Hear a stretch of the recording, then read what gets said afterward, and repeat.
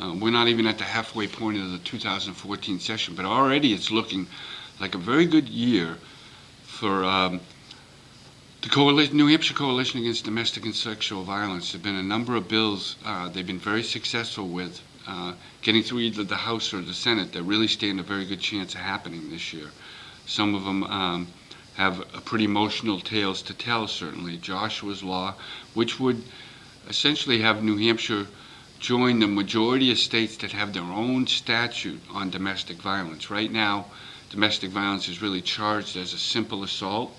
So it's very difficult to know how many wife beatings there really are out there, because they all get lumped into things like bar fights and street fights and other altercations.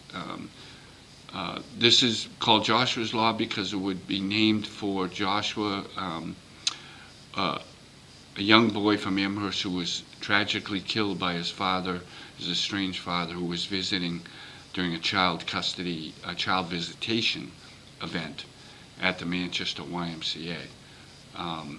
There's also legislation on this front to make it easier for victims of rape to prevent their attackers from gaining custody of children that are born to a sexual assault.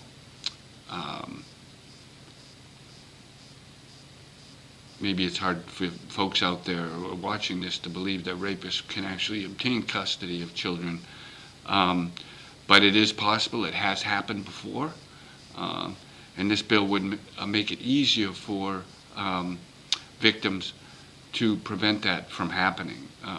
Nashua Democratic Senator Betty Lasky is supporting this. It passed the state Senate 24-0 last week.